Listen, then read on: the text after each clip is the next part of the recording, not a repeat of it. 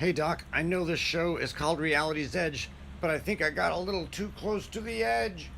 Oh, spaghettification! Scanning all possibilities. Data in. The most productive and stimulating use of your time would be the next episode of Reality's Edge with Doc and Buddy.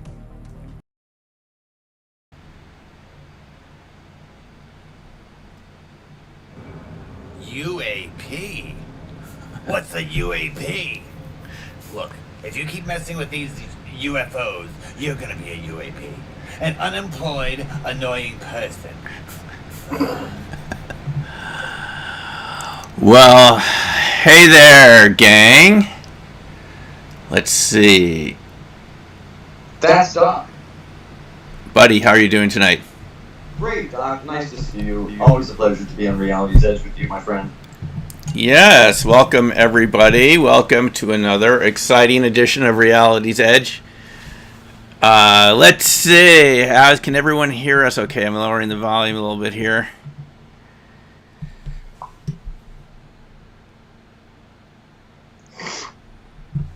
I hear we got a lot of our favorite people. Yeah, so we got a lot of folks in the room tonight. Let's see. We've got Patrick, Beverly, Thomas, and Jules. Hey there, Jules. Hey there, and we're happy to have you all here tonight. And let's see. I'm gonna close a couple more things to see if we can pick up that speed. Yeah, we are hardwired into a fast internet connection here, so this is about as fast. It's probably just the challenge of running Skype at the same time. So, Bud, how's it going over there? It's going great. The Bronx is very hot today. It's kind of like being in one of those new air-cooled toaster ovens. It's brutally hot, 90-something degrees, but the Bronx is beautiful. It's kind of like a mutt dog, lovable but scrappy. Yeah, there's nothing else quite like it, is there? That's so true, so true. The last time I visited you, I came home with a nail in my tire. So that was my souvenir from the Bronx. It's like, go back where you came from. Better than a knife in you. You gotta look at the bright side. Yeah. So, Doc, it's been a spectacular week. I mean, in terms of disclosure and the discussion, by so many, from the news to, the top experts, they're coming around to us. Yes, it's really fascinating. The things that are happening are really astounding. We're hearing about the repercussions of this UAP Task Force Assessment. There is apparently a 40 or so minute video which is being shown to people with security clearances in Congress and the different intelligence agencies, which apparently has people dropping their jaws. And then we're told by Science Bob McGuire that there's a 23-minute video that Lou Elizondo's talked about, which even the White House has seen, all the way down to everyone in the Pentagon who's and apparently Bob said this is the video you will never ever doubt again after you see. And who would have thought just in this short time that it's wonderful.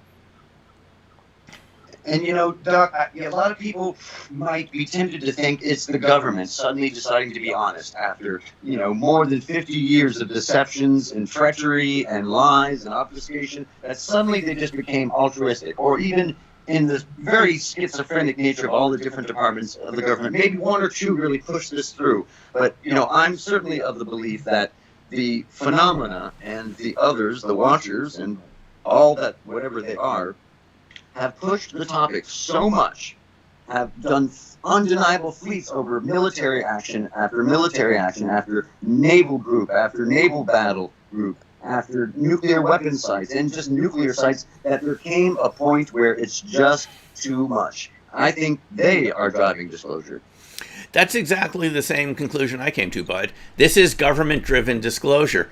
It's almost like they ignored the topic for so long that it just became like they were going to become crackpot realists, in the words of sociologist C. Wright Mills. You couldn't ignore it anymore, and now it's from within saying, all right, guys, get with it. And I think the most astounding thing was that memo on June 25th from Kathleen Hicks, the Deputy Director of Defense. Did you see that one? Yes, it's stunning. And she said, you will comply with this directive.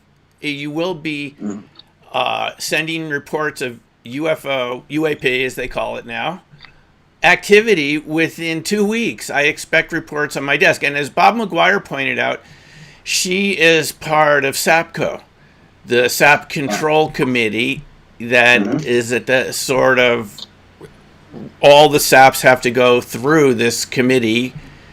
It's an oversight committee. It's what Chris Mellon used to run. And she was able to bring the UAP Task Force into this SAPCO in some way to give it authority so that they can share their information with the UAP Task Force. And then the name of the guy who's running that now came out. But the bottom line is, this is something I never expected. This is, the government is actually doing what it's supposed to do, which is kind of shocking. It's stunning. It's stunning. And they're doing what needed to be done, in that there's a lot of secretive groups within the government that are working on this on all different sides. And when you think about the topic, there's a lot of different relevant sides, from, just space aspect. National Geospatial Agency is checking out their entrance from space. There's people who are working on the technology. There's people who are working, different groups working on the military incursions. There's groups working on the nuclear incidents. And there's been, as we know, different research groups, for lack of a better name, within the government and the military. And the DNI is supposed to be the director of all the national, intelligence agencies. And for them to say, okay, guys, let's come together here, is what we've needed to break this stovepipe problem within the government. So you're aware that there are different groups, you're saying, within the Pentagon that are doing what they're supposed to be doing, individual? Well, so I don't think all of them have disclosed their information, because the nature of some of this stuff is really secret. It's not been spoken about at all in the media, or even with a lot of top researchers. But the Department of Energy has an intelligence wing. And part of the Department of Energy's responsibility is to make sure the United States stays on top of emerging technologies and all that stuff. And obviously, the UAP phenomena represents a broad spectrum of astonishing technologies. So that is interesting you're saying that, because Tim McMillan has been saying for a long time that the DOE has a lot to do with this. In South America as well. In South America, and that would make sense. The Navy does. The Air Force does. Multiple agencies. The CIA still does. There's quite a few groups. Now, apparently someone that wrote something to do with the UAP Task Force was an Air Force general. And the Air Force has been like AWOL in this whole thing, as people have been pointing out on Twitter. They're like, they don't want to touch this with a 10-foot pole. But it looks like Kathleen Hicks and this Inspector General that has been hired by Luis Elizondo to find out why they've been putting out disinformation, why people like Susan Goff have been saying we get to control the FOIA process, and that letter from, was it Gradisher, who said, now everyone knows this letter. He said, look, folks, he was just internal, but it was FOIA. He said, we need to control the way this comes out, so we're going to, we'll stall them, and we'll, and that's not legal, okay? This is just not legal. So there's two inspector generals. There's one representing Luis Elizondo, I believe, and then there's another one saying that maybe the Pentagon hasn't complied with this Senate directive, right? That was in the COVID bill that Donald Trump played a role in this. Big time. And Big time. and we're told that there's a split in the government right now about what to do, because obviously the more modern people, like those of you listening, all of us, we all talk amongst each other, everyone who's on the listening right now. And if those of you see this later, I mean, a lot of us, we're always communicating one way with Twitter and sharing information. I mean, that's what's pushing this forward, is we're all sort of working together for the same goal, and everyone's sort of playing a different role, It's moved forward in such an unexpected way that the government seems to be driving it. Not, it's understandable though that there's hesitancy within different groups because, of course, it represents technologies that are of quote national security interest. But this topic is so big. Even Elizondo pointed this out. This is not a government issue. This is a global humanity issue. It's not just an American issue. This is a global humanity issue. And there is going to be a time, like Ronald Reagan predicted in the halls of the United Nations, that maybe some sort of outside force might make humanity come together. And this, if the global pandemic was a little bit of training for us coming together, we have a choice. China, Russia, the superpowers, to try and use this technology to have metamaterial, invisible, hypersonic, nuclear weapons, or we can all come together and say, wow, this is a new era, the game has changed, humanity's precious, there's so many questions now that we need to come together on. And, I saw a thing today that the Amazon is now producing more carbon dioxide than it is absorbing. And yes, all I the know. fires and all that. There's some global issues we need to come together more as a people. And I think this issue is one of those that can allow that. But there's that division within the government. There's national security BS. Yeah, we do need to come together. As I've mentioned before, buddy, I worked at this research institute in Vienna that was set up by the Soviet Union and the United States in the 70s by Nixon and Brezhnev. And the point was, in the middle of the Cold War, Nixon and Brezhnev had a summit. There were these summits from time to time to see, nobody really wants to push the button, and the way to avoid that is for more open communications. Even the Soviets knew this. Right on. And they agreed to set up a research institute that was devoted to climate change, because they said at least we could agree that that's in all of our interest to work on. Back in the 70s, and I got to work there, as I mentioned, with Amazing. Russians and all sorts of whoever was KGB there. I mean, we didn't know, those of us, there were a couple Americans, but it was pretty clear we were outnumbered by East Bloc intelligence services that were eager to recruit us. This is such a big topic. The repercussions of the technology is so massive that we have to be wise. When we went to space, and even during the Cold War, we had international cooperation. Space had this kind of sacred, we're all humans kind of mentality around it. Yeah. That kind of space mentality is kind of what we need now. Again, and I think some of those discussions are happening on a very limited, secret scale, but this is what we've all dreamed about. To finally pass that first hurdle, yes, the phenomenon is real. That gives humanity and skeptics and the far right evangelists some time to process this and put it in their belief systems, and then we can start addressing the next incredible reality expanding questions. No, absolutely. I think it was Frank Milburn who recently made the point, or it might have been Frank, and they've been on some shows recently, Frank and Bob McGuire, is that even enemies cooperate in some ways because they realize they have common interests. I mean, nobody wants war. It doesn't accomplish anything. It's expensive. It's destructive. And this could be the issue that brings, like Reagan predicted, that brings everyone together. And I've been saying for a long time, I was bringing up the story of working at EASA in Vienna because that was the year in '89 that the Berlin Wall came down. I got to visit that summer. I had relatives in Germany, and you get a piece of the wall?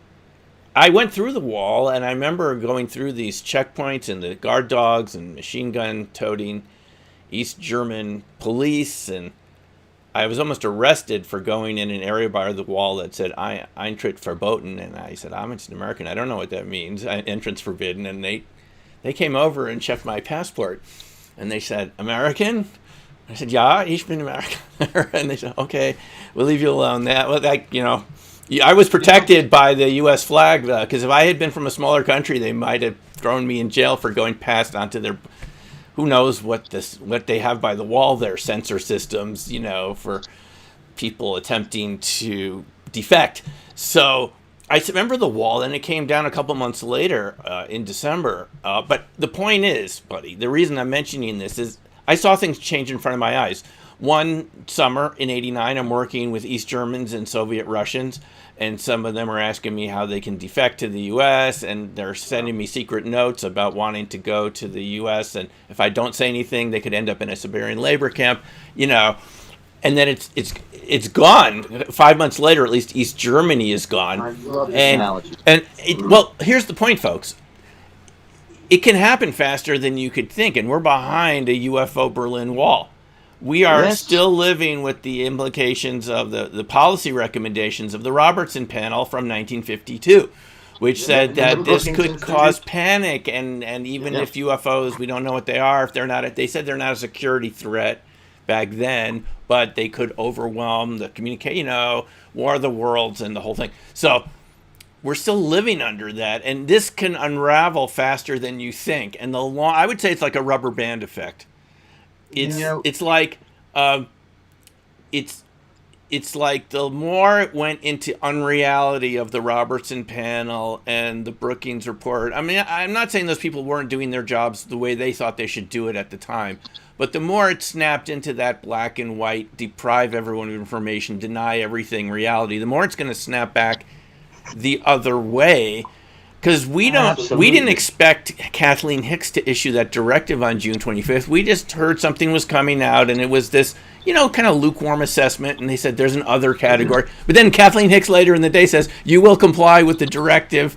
Within 2 weeks, we expect all UAP reports. And now we're told there's another report coming out in 90 days from June 25th, a more detailed report.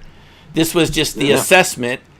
The report is actually coming out in 3 months from June 25th, so in about 70 days from now or something like that. So this is something that I know on Twitter, you're on Twitter, I'm on Twitter, there's all sorts of people that say, come on, nothing's ever going to happen, we're never going to see the 40-minute video.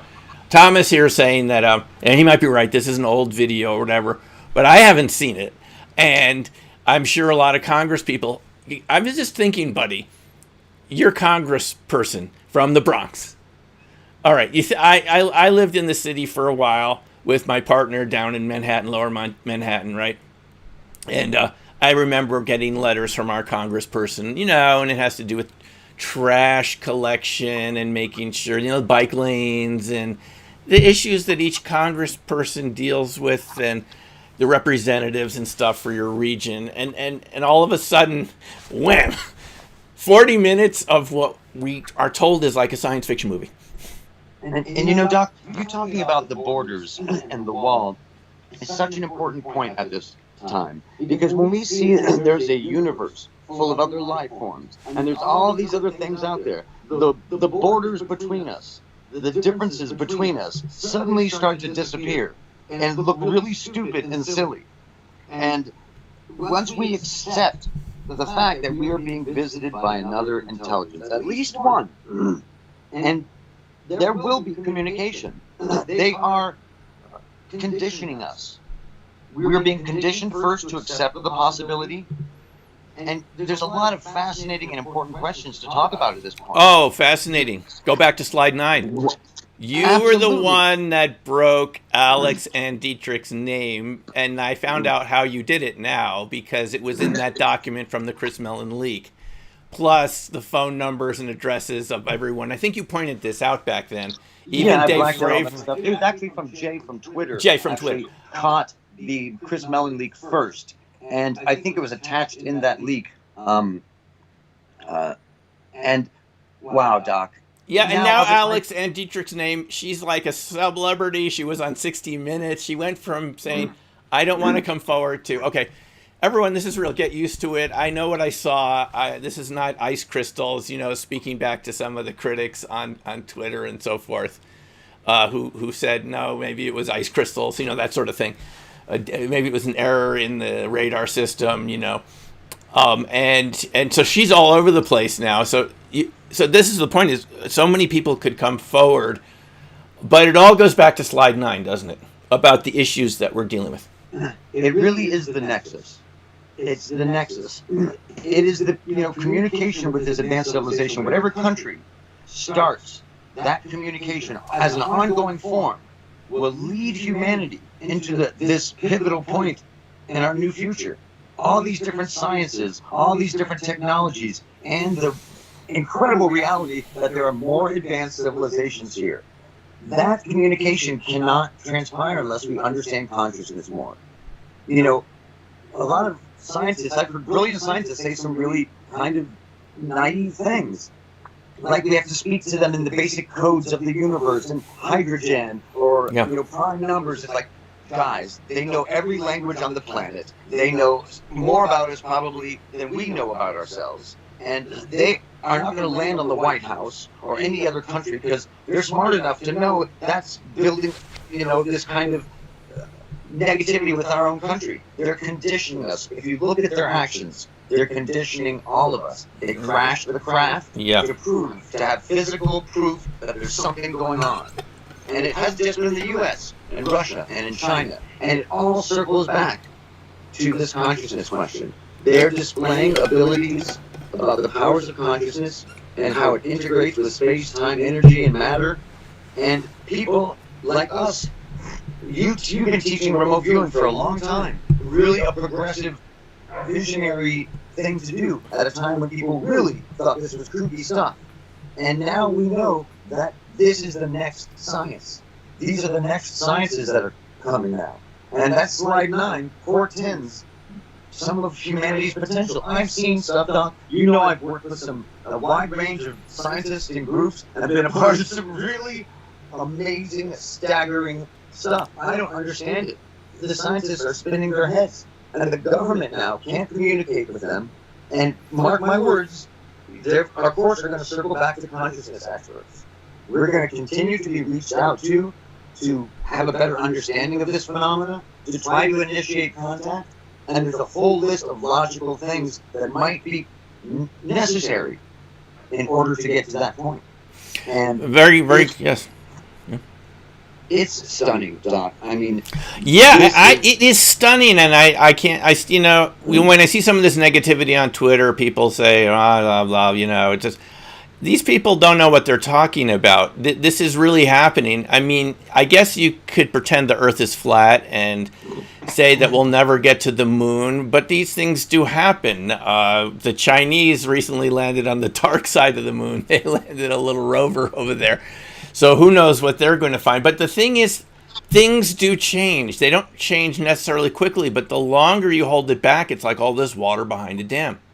Yes, and that dam is breaking, and I wouldn't be surprised if the U.S. becomes a leader in disclosure, because people, especially younger people, see there's a lot of opportunity here for new projects and new ideas and new science.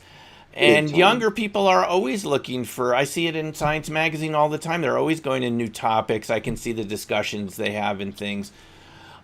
This is something I'm so thankful we're leading it. And we were part of this. It wasn't, I mean, it's about 20 years later than I thought it would happen, but it's fine. I mean, I think it's really happening, and you may not be getting everything you want, but look, they can't just tell Joe Q Public everything that Buddy and I just said here about slide 9. You saw what slide 9 said, folks. Yeah. It said that they can penetrate solid surfaces, that there's anomalous cognitive effects, and things associated with Skinwalker Ranch, and they can Instantaneous sensor disassembly. I love that one. Instantaneous sensor disassembly. And Now, let me tell- it happened on Fravors F-18 flight. That Yes. radar, apparently, according to Bob McGuire, was not any old radar. It didn't send out a ping and a signal. That was the most advanced radar in the world on airplanes, period. Fravor had one. And it is so sophisticated and complex to filter out noise. Anything that could get in there and cause streaks and jamming wasn't just putting out ordinary electromagnetic jamming. Electromagnetic jamming wouldn't do it. It's designed to get around that. This is a next beyond that. So this is really big. And we're going to find out all about this day by day. How exciting. It's so incredible. And, they haven't told us. It's a secret. We know that there's been a lot of fighter jets from the famous, Venezuelan case to the Belgian UFOs. A lot of fighters have tried to lock on to these craft. And what happens is they lose the lock. They can't lock on. And what you are led to believe by some of those conversations is somehow they hacked it. But go back to instantaneous sensor disassembly. And this has happened even to submarines. They are literally physically affecting systems. Just like at Skinwalker Ranch with Bigelow, they had cameras that were watched by other cameras, and they were being disassembled in an instant, not just temporarily turned off like sometimes vehicles are when they're too close to a craft because of the field from the propulsion system or whatever. These are real physical effects. And it is true, buddy, and it has been held back so long that there are people in the government, not only Lou Elizondo and Chris Mell and many others, Jim Semivan. I didn't see that 3-hour show. I just, for some reason, didn't find out about it until later in the evening, and I'll watch it. So apparently Jim Semivan on there said they asked him, and Nick Pope said, I think it's stranger than aliens. I think it's more than that. And then Jim Semivan said, I think it's aliens. And this is someone that, has a pretty high level in the CIA to come out and say that on national TV. So I think there is just untold amounts of information. It may not happen exactly the way we want, but I mean, the point is, and going back to that Berlin Wall story, is once the ball of yarn starts unrolling, you can't roll it back again. This is entropy, right? this is such a pivotal you don't point. know what could come out. I'll tell you one thing that came out to me recently.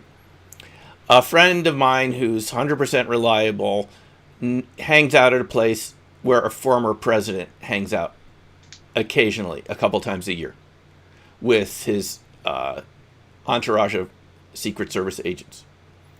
And my friend knows the owner of this establishment. And I'm allowed to say this, but I can't be too specific about who it is. This owner of the establishment, because they heard the Obama thing on late night radio, TV, asked this president, hey, are there UFOs? Because it's been in the news. Do you know what this president said? There's an ET base off the coast of California. And then he stopped the conversation. He said, "There's an ET. We know about an ET base off 600 miles off the coast of California." I'm serious. A former president who's still alive said this a couple weeks ago, and I know this person wouldn't make this up. Okay. And we know there's base. I've been talking about the one in the Puerto Rican Trench. Oh, you were. That story has been coming up, buddy, about the. I've been talking about that for 3 years. The missile that got the test missile that got sucked down, and the guy is on the helicopter attempting to attach a connector, and he's saying, "Pull me up, pull me."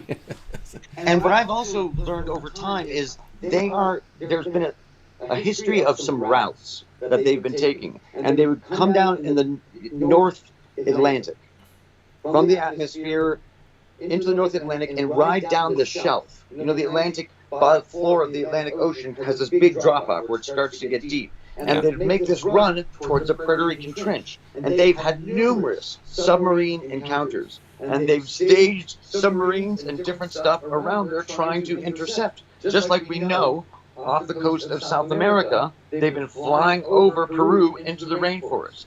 For so long, maybe even, the Nazca giant animal glyphs might make some sense because maybe the people early on saw these incredible craft going that direction. And these, if you look at the glyphs, those giant petroglyphs, I guess you'd call them, they can only really be seen from space. You cannot tell what the heck they are from anywhere around them. And the animals were the very first glyphs. So if you were, in a tribe and you saw these wondrous things coming by and maybe visiting you for momentarily, you would make something on the ground for them. And that might be the origin of the Nazca. But also there's this shoot-down program that there's a lot of talk about in Peru. Luis Elizondo has also spoken that South America is one of the most important places for UFO research. And the DOE, from stuff we've been talking about for a long time, has been down there. And so much is going on. We won't know about so much of this stuff ever, I think. The shoot-down programs. No, I think it is true. We might not find out everything that we want. Bob McGuire has been saying, this sort of makes sense. We may never find out any more about Roswell. It just could be going forward. We learn more about what's visiting right now. But that was almost too long ago, and there's very few people around now that actually were alive then. They're not going to go backwards into that because people in those SAPs die off, and the knowledge dies with them because by definition they can't share what they worked with. Yeah, we may get it, but we don't know what we're going to get. At least, I would love to find out Phoenix Lights, Belgium triangles, Hudson Valley triangles. I spoke to a friend of my mom's recently. We're going to do an interview. He saw it coming back from a ski trip in the 80s. The people were pulled over on the side of the highway, this huge thing over Westchester County. Flat turns and everything. Massive. Changed shape in the sky.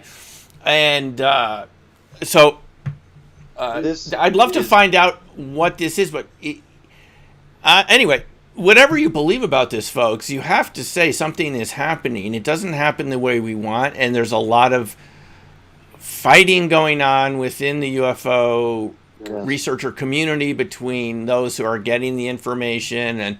But look, I say everyone plays a role here. It's just like Lord of the Rings. Even Gollum played a role in Lord of the Rings. He jumped into Mount Doom with the ring at the end, remember? Yeah. He bites off Frodo's finger and jumps into Mount Doom or something. So everyone has a role to play in this, and we need as many people as possible pumping this out to the media. There's not enough of us, folks. Honestly, there's not enough crazy people like us to be talking to everyone out there. For every one of us, there's thousands of people that have never heard about any of this. Think about it. And the media doesn't know anything about it. Look at Fox News and Tucker Carlson. These people are clueless. They're covering it a little bit, but they don't know anything about the history of these, encounters. And just basic logic tells you that this story and all the implications of this story and this reality is no longer a story. This reality, the implications make it perhaps the most pivotal time in human history. And the fact that a more intelligent,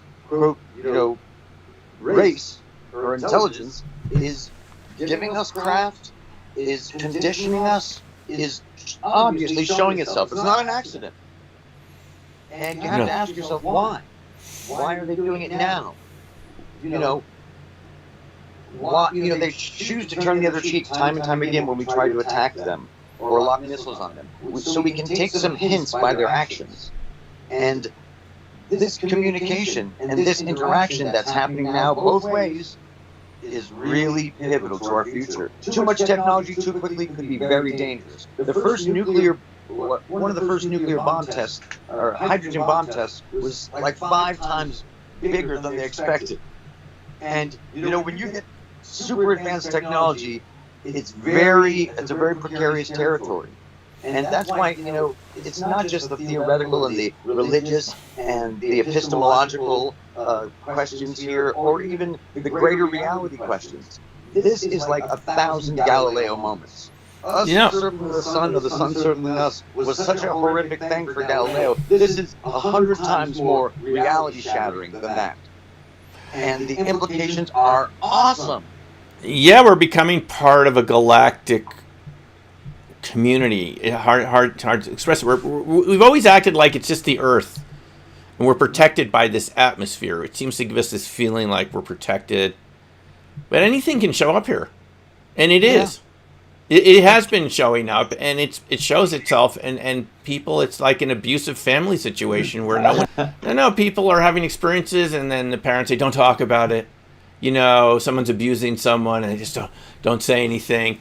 And this is what's been going on. And finally, I think I wouldn't be surprised if there are thousands and thousands of people with stories who haven't shared them because they haven't felt like they had permission. This is so much a story about us. Yeah. Even though it's a story about them, they allow us to see ourselves in a new light. And this is a really special moment. Humans, we like to think we're separated from everything. We're separate from nature. And the last episode, you talked about your experiences in the woods and how, we really are synergistically so involved with nature and connected. And now that same thing is true with the whole universe and all life in the universe. We're all really connected. We're all really part of the same thing. And buddy, that's such a good point, because there are institutions within our planet that don't want us to connect in that way. They make a living off of fear and hostility and conflict. I mean, if peace breaks out, a lot of people start losing money. Yeah, the most profitable industry is the weapon industry. Unfortunately, but this is what's going to happen when we realize this is going to reach a point of a sonic boom, I believe. The plane has taken off. You can't turn it back anymore. You've got people like Andre Carlson from Michigan asking for public hearings. The last public hearings he called for, were probably about things like police brutality or other issues that, a congressman from, urban Michigan would be concerned about, things that face the people in his district. And now he's calling for hearings suddenly about this whole issue. He saw the video. It must be something that they feel so alone all of a sudden. They saw this and they can't talk about it because you have to have a security clearance and you could be punished. The craft are so clear on all this stuff. Stuff is going to come out about Rendlesham that we never even heard about before. It's so undeniable now. And the next questions are so fascinating. They're baffled. The government is baffled by so much of this stuff. Why are all the crafts so different? Why are there these large fleets now? What happens to the old craft after they've been here? What happens to all the old cigar? It's just a million questions. And the answers we can find. And people, there's some people who, yes, you're right, are going to come in at the very beginning and dip their toe in and get just used to the idea. And other people like us and who've been studying this for a long time, and our viewers know that there's all these next level questions and fascinating realities about that. It's just reductionist logic. It has implications all the way around, and you won't really know. There's no way to know what it is. It's Turing and Gödel's incompleteness theory. We don't know what we're missing right now, but we know any logical system is incomplete. So parts are going to fit in that don't fit in the previous system, but were real the whole time. And you're right, buddy. It's a Galileo moment 1,000 times over, because there's 1,000 more people participating now because of medium, the ability we have to communicate now, share information, and it's really like every day, you don't know, are we going to find out about Roswell? That could come out. Someone could know something. I know people that know something about it that haven't come forward, people that have seen something. Wow. I can't get them. They just won't. Maybe they'll do an interview and we can find out what they saw, which they haven't talked about. Even to me, they've indicated to me they've seen something of the wreckage or the bodies, but they won't go any farther. And I've encountered.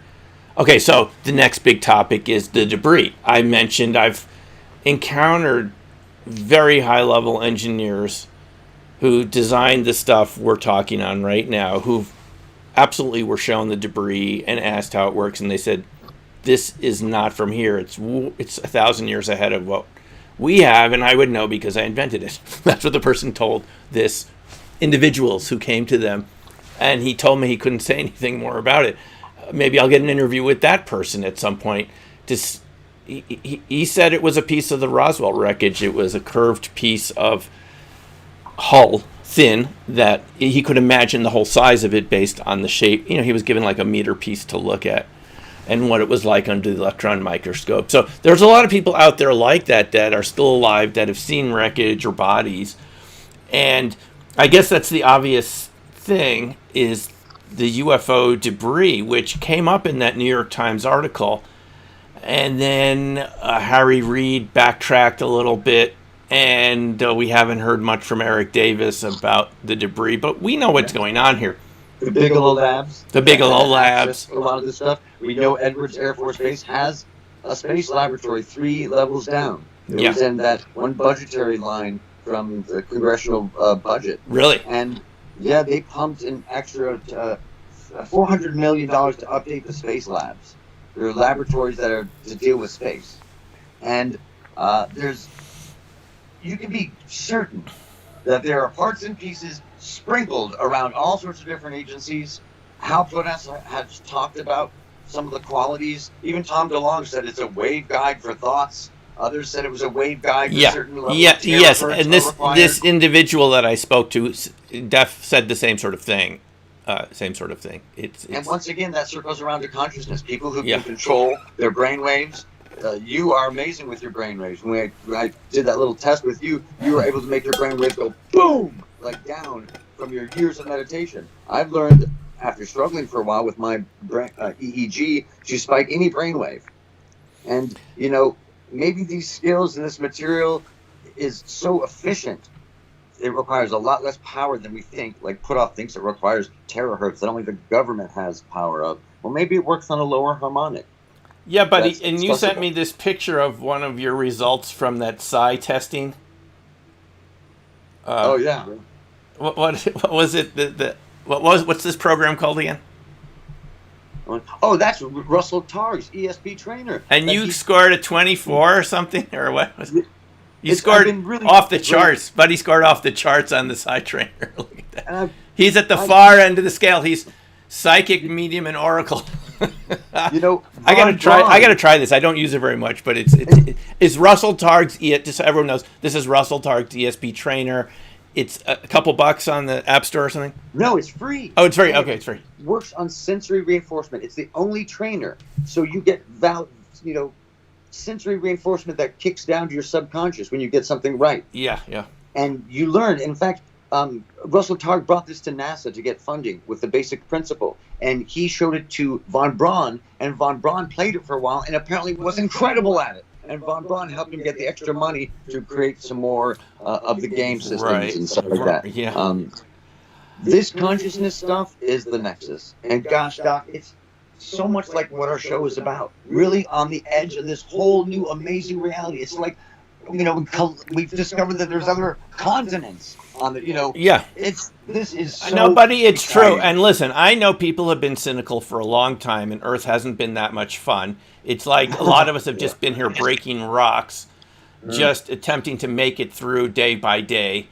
And it's like pushing against mud every day. And some of us have been doing it for decades. And you wonder, when is it going to break through? You know you're going to break through because you have this infinite consciousness and you're up against 3D objects. You know you're going to win eventually. You just keep refocusing. And all of a sudden 3 decades have gone by. And you're but look, it could all of a sudden be cool here on Earth. All of a sudden. If these revelations keep coming out week after week, and we get more witnesses like Alex and Dietrich, who we can say her name now, who's on Twitter. You can talk to her on Twitter. Patrick Hughes said to me there were thousands of witnesses on the Nimitz who knew about the Tic Tacs, and we've only heard from like 12.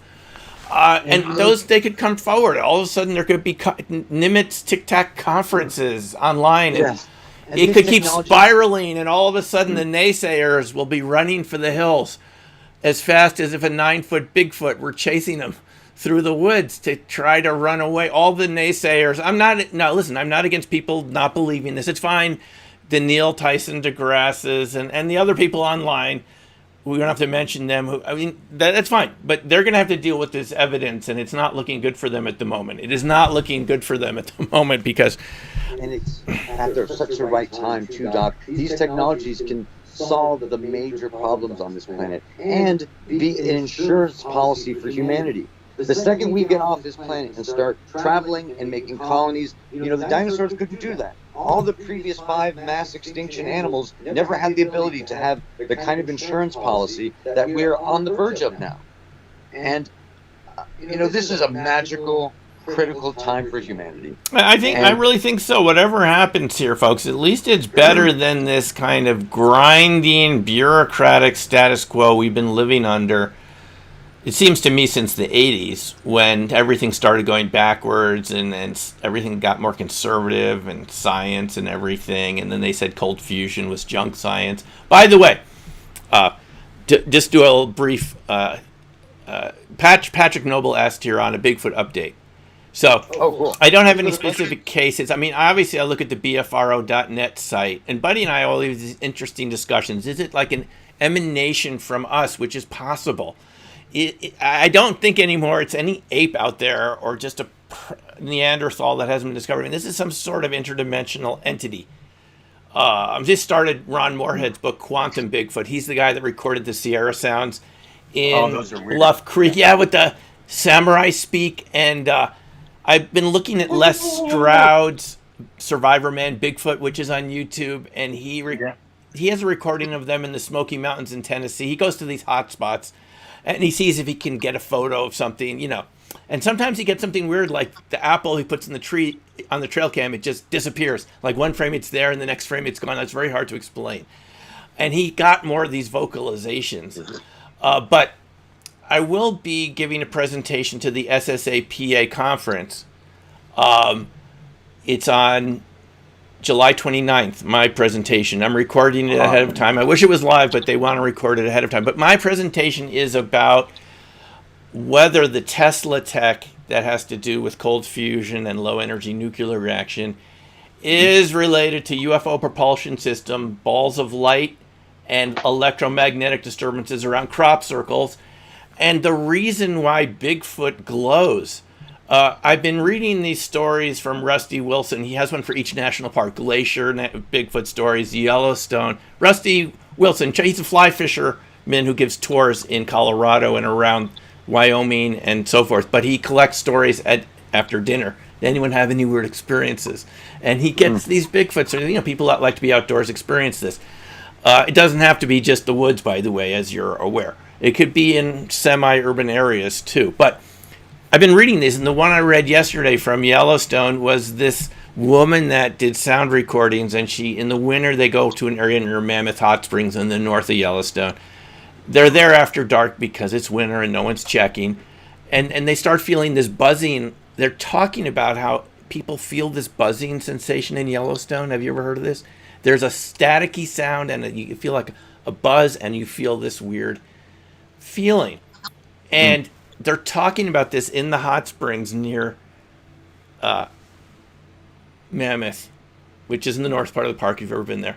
And all of a sudden her partner collapses unconscious in the hot pool. And she looks, they feel this static build up just as they're talking about it. She looks to the side and sees these eyes looking at them out of the forest. And it started to glow. And she and her partner back to the car. Wow. And this thing is coming at them that is glowing blue. The whole body is glowing blue. And then, of course, the car won't start. Of course, like every UFO. And everything is lit up, she said, blue. And then the thing has to bend over to look in the windshield, through the windshield at them. They're in just total panic. And then it leaves, and the car starts again. So here's the thing, folks. This is what I'm going to be presenting to the SSEPA conference is, are there entities native to Earth that have learned how to harness cold fusion LENR in their biology? All you need is charge separation to make cold fusion. That's all you need is charge separation and an insulator. You need long hair. The Egyptians did it with cat's hair and ambergris or things that were insulators. And then you have to have the charges get compressed and you end up with microball lightning. So I'm going to be presenting is maybe they're entities on Earth, creatures, if you'd like to call them that knew how to do this. In other words, just the way that plants use quantum mechanics to shift the frequency of photons to the frequency that they want at the moment. They can kind of delay the collapse of the superposition. I'm going to be presenting that this cold fusion lenter is natural to Earth. It's not foreign. It's part of plants and maybe some animals, humans in the past, like Bigfoot, whatever they are, learned how to harness this, which is why people see them floating across the ground, floating up to trees, jumping off high surfaces and not getting injured. And their eyes glow. Just like the Mothman, a lot of other creatures have. Of the eyes, yes, the Mothman eyes glowing. This has to be cold fusion in my view. I could be wrong, but I don't think nature creates all these different systems.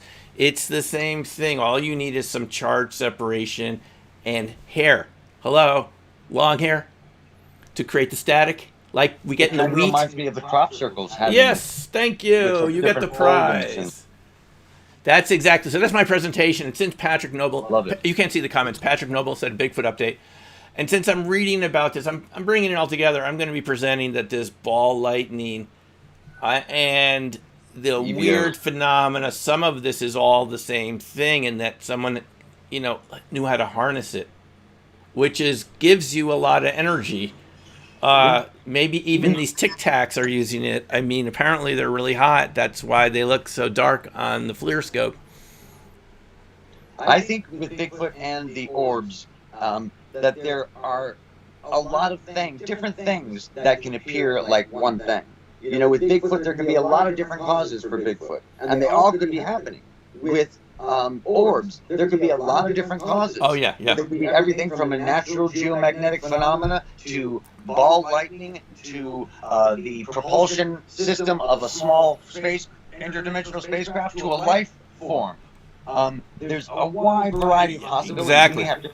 This is the time to keep our minds open like we never had before. We like to think we know everything. We're separate. No, we're not separate, and we don't know everything. Let's look at this with the eyes of a child and learn, and not fear.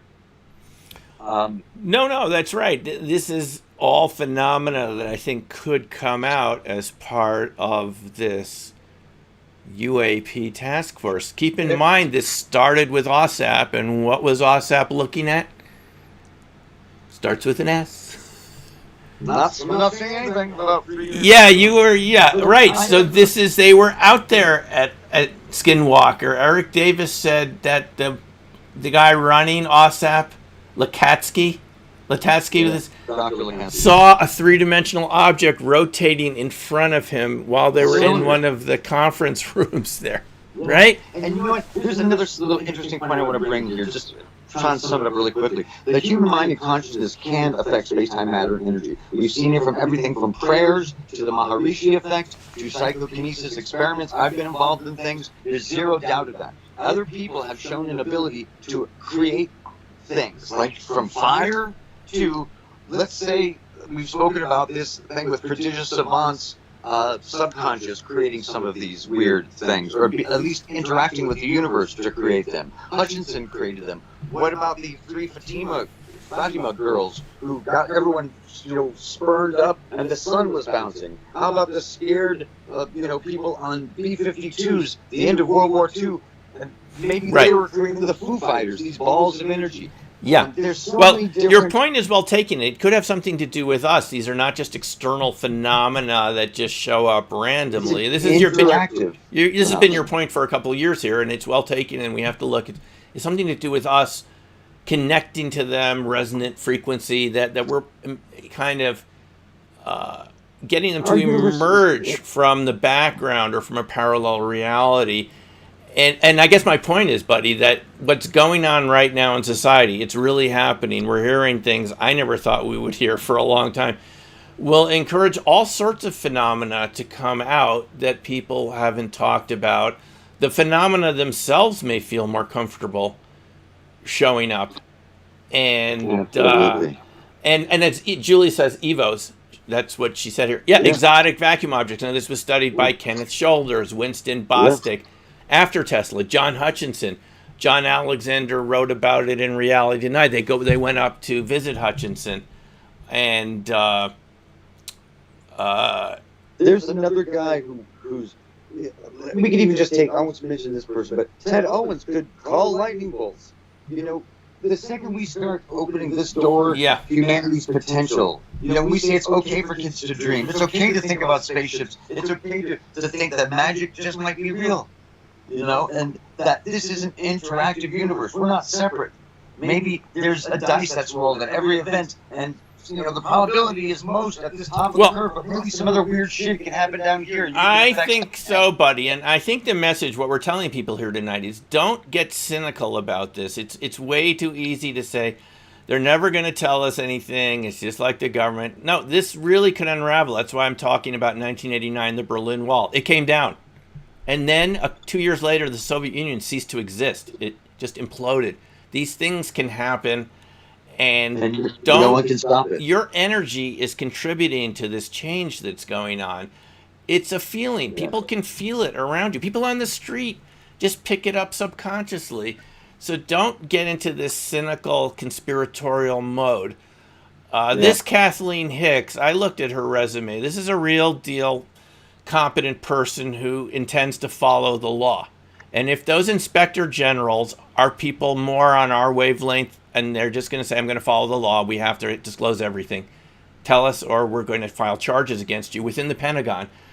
And you've got Danny Sheehan there, who isn't someone to be messed with. I mean, he got the whole Pentagon Papers released and he won in the Karen Silkwood trial.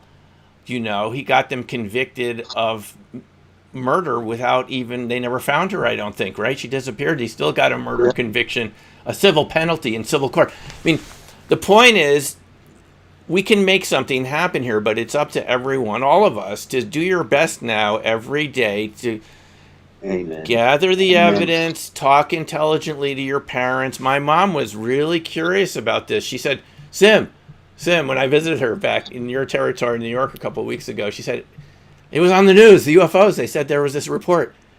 And so it's coming around, and you can be like an ambassador, like a spokesman, because your energy will go into this, and it'll be felt for thousands of years if we don't get sucked into the negativity and the doubt. This is real information, and people like Buddy and myself and all of you listening right now, I mean, we've been involved with this for 3 decades, and there's a result from all that. It can't be stopped anymore.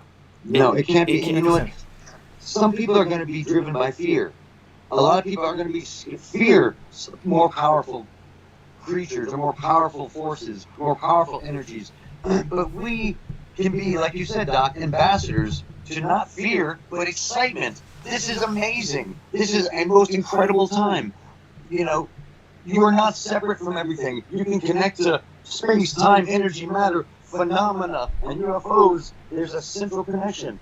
It's you.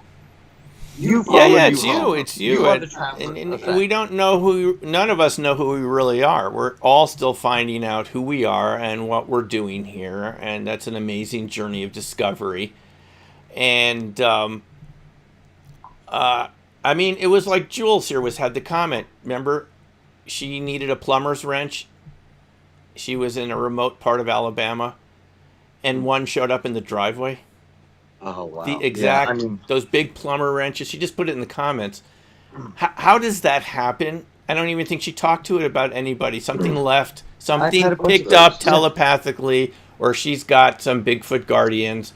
If they like you, they can help. They dropped off a plumber's wrench. It's not a big deal for them. It's an A-part. Let's just manifest a plumber's wrench and drop it in Jules' driveway and go on to our next little task. I can give you 10 examples of that, Doc. This reality is so much cooler than we ever. It's cooler, and they haven't told us. Universe. And places like the New York Post apparently had a very negative editorial. I didn't see this, but they were very negative. And they do have Stephen Greenstreet as part of the New York basement office, who has their video channel. Well, he's at least brought up a lot of good interviews and brought some of this forward, whether you agree with them, their drones or whatever. But they had a very negative editorial apparently recently. They said this is all a waste of time and this is, BS. Apparently, I didn't see it, but this is apparently what they said about this UFO disclosure. You'd expect that from the New York Post, but look, those guys are not going to win this. It's too big. It's like trying to put your sandcastle in front of a tidal wave. That's my view, at least. And I mean, it's like people saying to Galileo, "You're wrong. Everything revolves around Earth." There's a big reporter who's written for Nature and he's come and interviewed me a few times, and he doesn't believe in UFOs. But I've asked him a bunch of questions, and he wasn't versed in so many cases.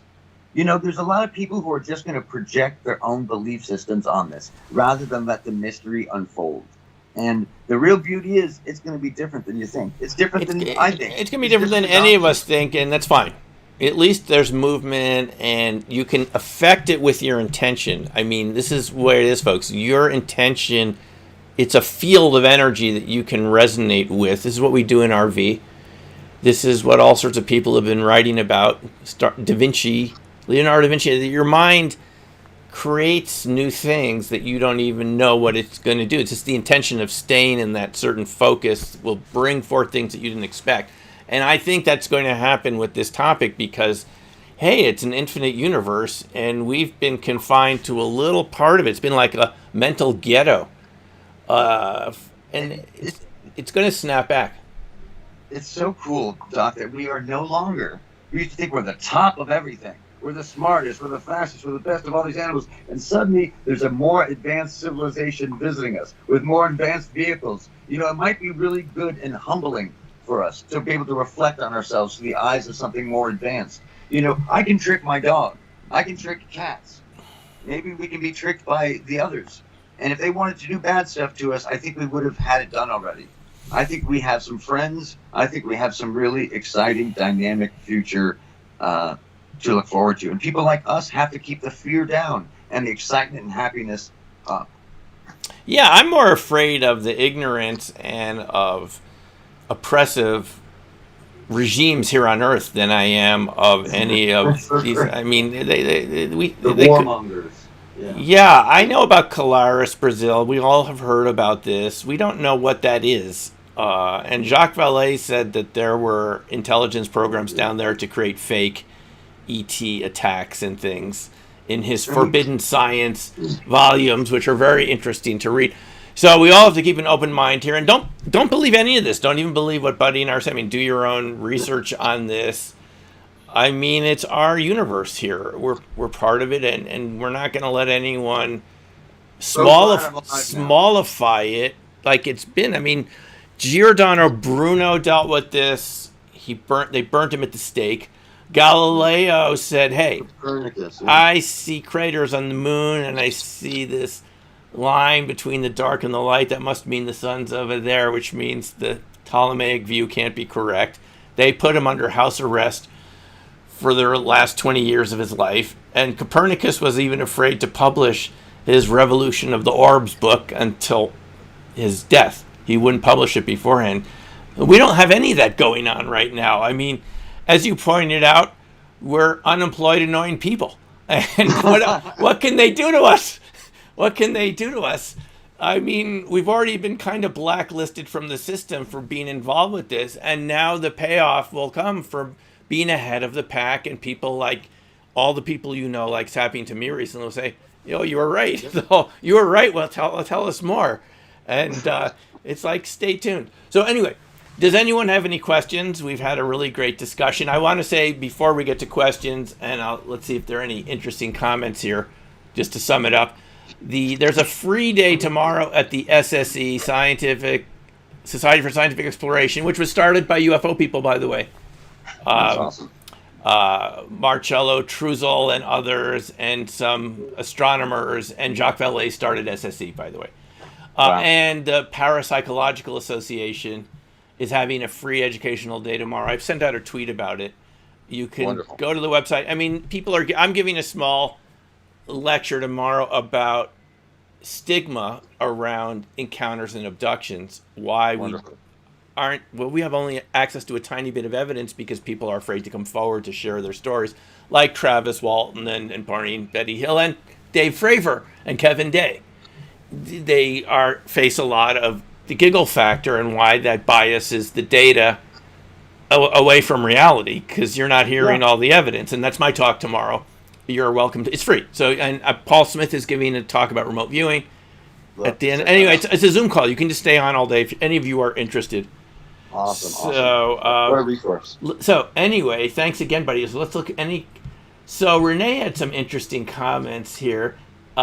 She said that she saw an orb UFO that had headlights attached come down from the sky and shoot off at light speed.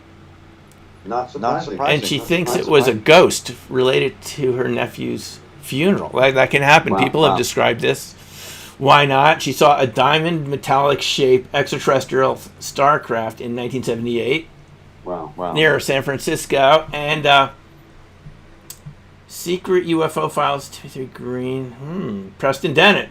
Preston Dennett's been on this forever. Catalina Island. Amazing. What an amazing guy. Yeah, no, someone suggested I interview him. I emailed him. I couldn't get in contact. He hasn't responded. We'll see if we can get him on here at some point to talk. But yeah, so that's the thing is we've had a lot of good researchers and some of the best have already passed on. But I hear that James Fox is now doing a movie about the Varginha incident, 1996. That deserves it because Roger Lear went extensively into detail at these conferences about interviewing the surgeon and the firefighter that died, the one who they picked it up off the road and he held it and he got some sort of infection. And then the surgeon had said that he felt there was telepathic communication. I mean, this is Roger talked to the surgeon. This isn't second-hand information. And the being said to him, we feel sorry for you because you're so disconnected from nature. In our society, we would just gather around and we'd heal each other, and you guys don't even know how to heal me. And then the ET died. They couldn't heal him from the crash injuries. So that's a very interesting case that lots of evidence in that case. I'll be interested to see what we learn about. I'm glad it's not forgotten. It's a very important case from Brazil where you have videos of the craft around the town that night, and then one of them hits the ground, and the little girls see them. And you have a lot of witnesses. Firefighters. Yeah, you have firefighters, which have a military status in Brazil, so they're important people. Whenever you have more than one witness, it just brings such, more credibility to the case. When I encountered Shorty, I was so thankful I had someone with me, someone else who saw him first. Oh, right. And that experience happened 2 days in a row, and then other days. And you were saying before, embarrassed. I'm embarrassed every time when I mention this because there's such a stigma. You think people are going to think you're nuts. Yeah. Or you guys were on acid or something. And yeah, we are the head of an aerospace company. He's not, going to do that. I'm nuts. I admit it. I'm totally, I'm not. You got to be crazy in a good way, or you won't make it through all this. There's good crazy and bad crazy. Be good crazy. RV, folks, I teach in the class. It's like a good type of crazy. You're just imagining what's coming through, and you're not blocking it. And that's definition kind of crazy is not editing your thoughts. So good crazy. So we do have some questions here, bud. Great. So Jules wants to know the link for the thing tomorrow. I'll put it in the description of the body of this video after we're done here, and you can sign up for it. I love Jules. I'm going to be working with Jules, I think, sometime soon. Yeah. Let's see. Jay says, time for the government to hold black budget advanced tech that's originally from off-world. Yeah, that's what we all want this. It's got to be released. I know it's happening with Jules watches some of these videos, the Martin Fleischmann Memorial Project, Bob Grenier. He's taken a break over the past couple of weeks. He did weeks and weeks of showing their data of these Leonard. You've heard of Andrea Rossi, this sort of ECAT. Yeah. There's many versions of it. Hal Puthoff is involved with one group that does, but they've gotten this to work, and this is an energy source that's very powerful. It really works, and it's getting to the point where we'll be able to use it to transmute nuclear waste. In other words, get rid of radioactive substances in a couple weeks rather than 100,000 years, including Fukushima. That's what they're working on, is release these EVOs into the barrels of tritium and get them to transmute the tritium to, inner elements. Yes. So, Jay wants to know, was Pat Price assassinated? Yes, he was. I did a video on it. In fact, I've had very intimate conversations with a lot of his close friends and Russell Targ and others. And I go into an explanation of how he was assassinated and everything. I did extensive viewing on this, and it's the evidence is incredibly strong. And there's some behind the scenes stuff I can't even talk about that's very indicative of some very fishy things going on associated.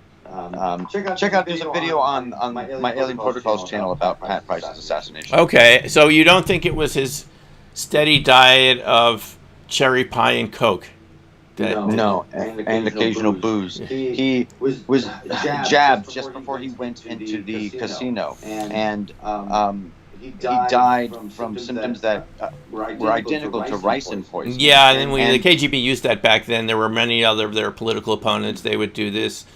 Yuri, was it Markov from Bulgaria? And Markov, a whole bunch of others, and they still do it in England. I sat next to that spy that was poisoned from the nuclear. A couple years ago, they poisoned that double agent, and we were in Salisbury, where Salisbury Cathedral is, the old high cathedral from the Middle Ages, and some of my tour guests pointed out that he was right behind me. The Sergei Skripal, remember him and his daughter and as he got up, my tour guest, she said, "Isn't that Sergei Skripal?" We were sitting right because he looked so unhealthy, and they still do this sort of thing. And there's a little tidbit. A quick little tidbit. You know who discovered the ricin poisoning on that guy with the big umbrella, pneumatic umbrella with the tiny little BB and had the little hole in it? Who was the person who discovered how he was assassinated and the technique that was used? Kit Green. Oh, Kit. Kit discovered this? Yeah, he was the one. They didn't know how he died. They knew he died from some sort of poison. They couldn't figure out how it was delivered. Kit discovered this about Pat. No, not about Pat.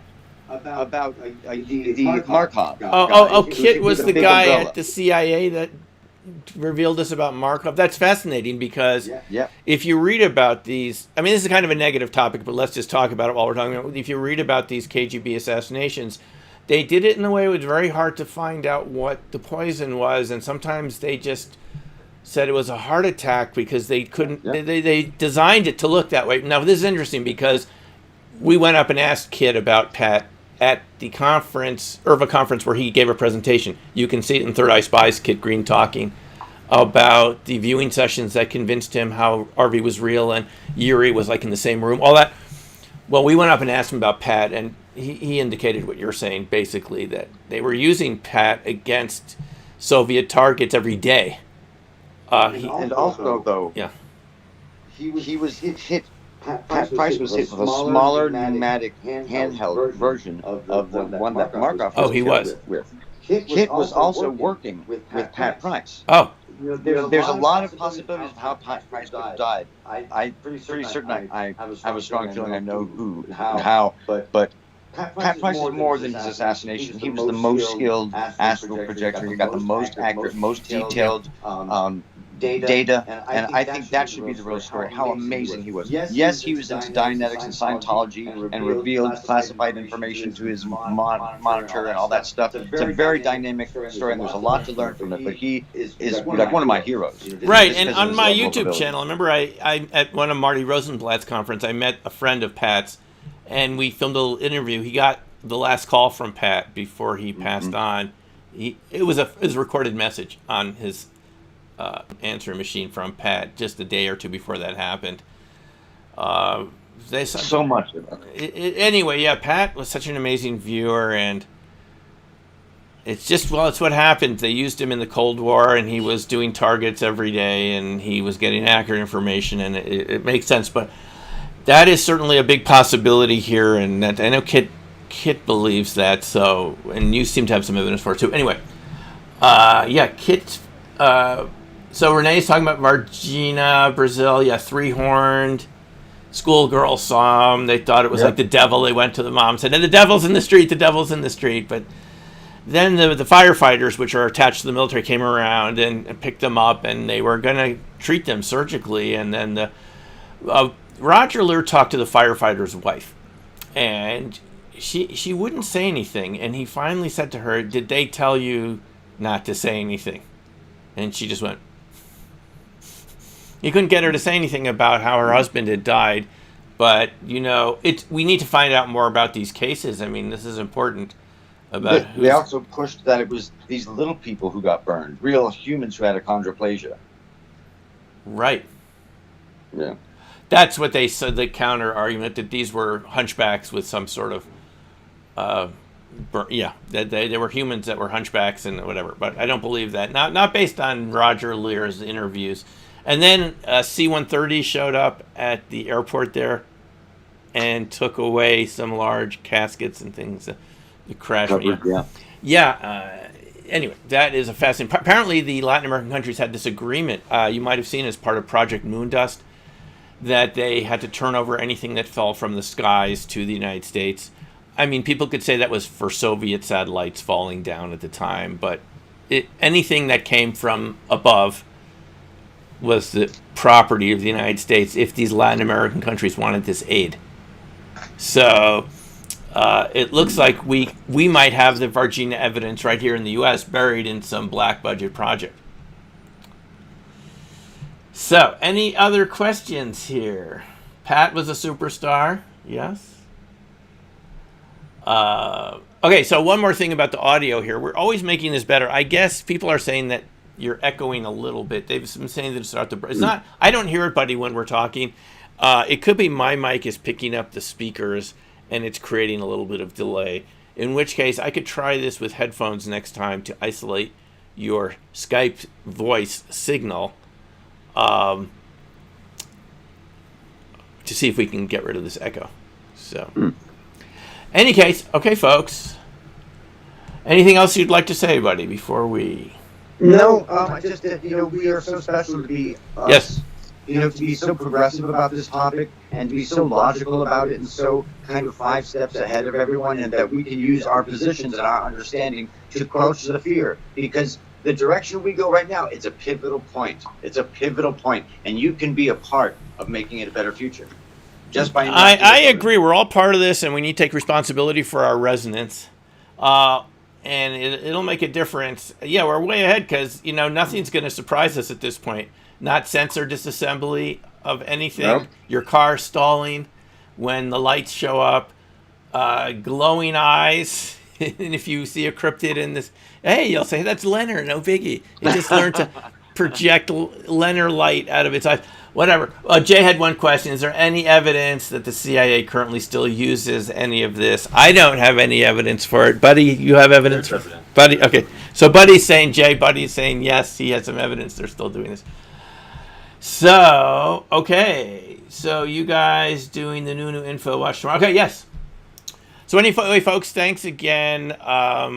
What I'm working on for next time is a way... I did have a Discord channel set up, but it was causing too much delay when Buddy and I came on.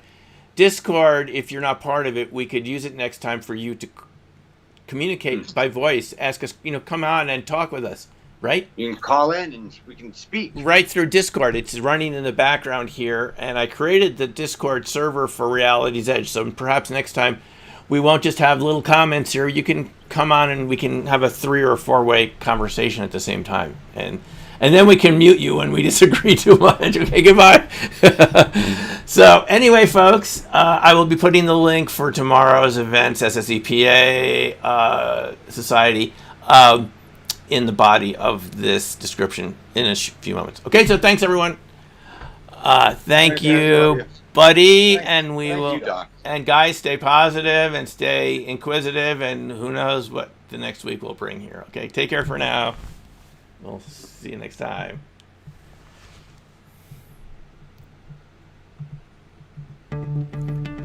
Okay.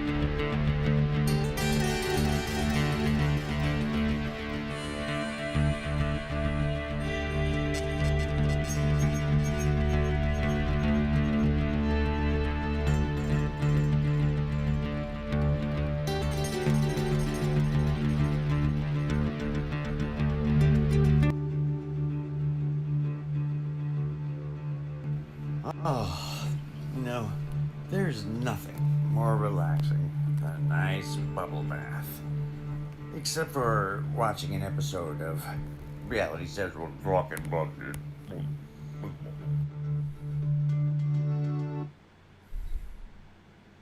Reality's Edge with Doc and Buddy will teach you how to contact The beyond. And maybe a little further.